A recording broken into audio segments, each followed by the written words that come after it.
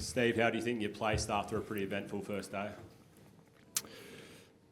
I think we're in a good spot. We probably had a few missed opportunities with the bat to try and get a bigger total, but I think the wickets offered something all day, as we've seen, and we're in a pretty good position, 169 in front. What are they, 4 down? We're in a decent spot. Hopefully it does a little bit in the morning like it did today. So could have been a better day, but we're still in a nice position. How did it feel out there for you personally after a bit of a break? Felt good. Felt in a nice place. I love batting here at Lords. Enjoyed my time out there while I was out there, and left a few in the shed, unfortunately. Steve, do you know if you guys were going to bat first or bowl first? Yeah, I think we're going to bat. Did the way the wicket played, it looked like you guys came out a bit more intent after lunch and sort of a few more sort of shots flying? Is that sort of the way to go on that? And how did you sort of see the wicket, I guess? I didn't feel like I had more intent. It was more just, I think we got a few more loose balls that we could put away. It felt quite tricky. The wicket felt like it was doing enough all day, a little bit too paced, probably a little bit on the slower side, and then one kind of zing through, if that makes sense to you. But it offered something all day. I think even with the older ball, the last few wickets that Rabada got, it felt like when I got out, it got a little bit softer, but it still offered something at that point. So hopefully it's the same in the morning. Steve, what have you made of the way that Bo Webster's attacked his opportunity in the team and the way he batted today? He's done a terrific job. I think he was pretty annoyed at his first 30 balls today. Didn't feel like he could spell bat for a little bit there, but things can turn around really quickly in England, and I think playing in England actually suits him. The way he scores his runs, he scores really square of the wicket. So when the ball's swinging around, it suits him. He gets it on the top of the bounce, being tall, and like I said, he defends nice and straight and scores really square, which I think's a good trait in England. And did you have a good look at the LBW appeal that they sort of had against him that they didn't review? And were you surprised they didn't? I heard it was out. Is that right? Yeah. It looked pretty good to me from the other end. I don't know what actually happened there. I know Bo was in a little bit of pain. I don't think it actually hit his pad. I think it just hit his leg. Someone said they saw Rabada shape to say he might have hit it. Certainly didn't look like that from my view, but I was surprised they didn't appeal more. I don't think many people really went up, to be honest. Where I was like, geez, that looks pretty good. But they had a chance to use a referral and didn't. Put your hand right up, guys can see with it. So what was the discussion after you were out, before you went out to bowl? Did you have a chat? Was there a bit of give some words before you went back out to bowl? Just to keep it simple, just try and hit good areas for long periods, and hit the top of the stumps. I think. Excuse me. Oh dear. There's been obviously there was a bit on offer.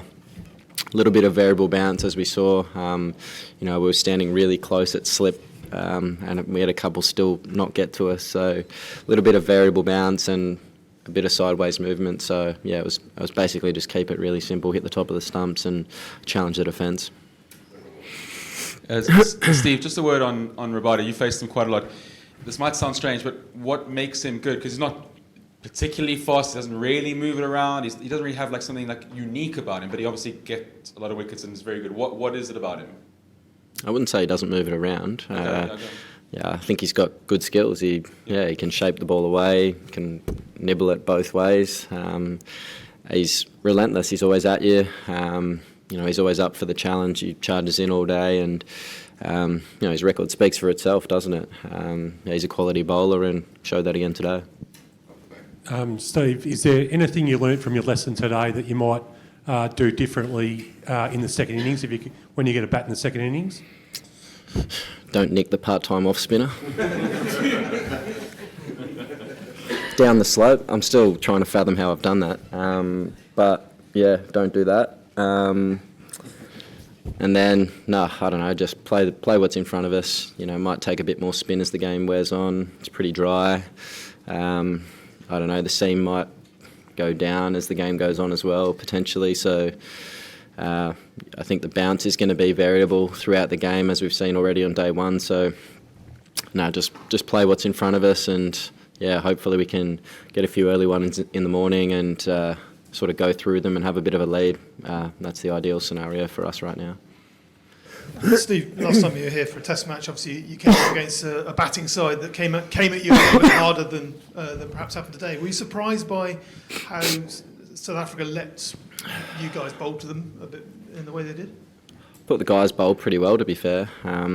It's not the easiest surface to just come out and try and wallop it either. I think the couple of times they went at it and tried to drive the ball, we got the edges. So a couple of them played quite nicely when they were late and defending under their eyes. It was pretty, difficult to get out, I suppose, for them at that stage. So, it's the kind of wicket, I think, where you've got to be solid in defence, and then when you get a loose ball, pounce on it. That's key. So, the boys bowled really well tonight. In terms of how the ball, is the ball, do you sense it's going softer? Obviously, you guys had a tough time at the top of your innings getting through it. Do you think getting through the first 20-odd overs makes a big difference? Yeah, what are we at, 20-something right now? I'd say probably 40 maybe, it gets a bit softer. It's kind of general in every game almost that we play, particularly because the surface is a little bit abrasive as well.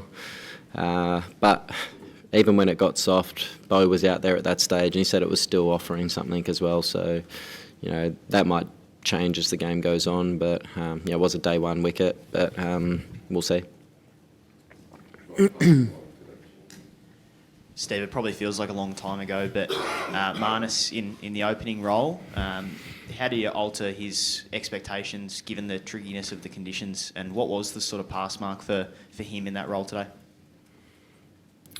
I thought he started pretty well today. He looked really sharp in his movements. He left really nicely. He was solid in defence, and he played some really good shots. So, I think it would have been nice to have gone on and made a few more, as it would have been for all of us out there. But I think we can take some positives on the way he was moving and the way he was playing.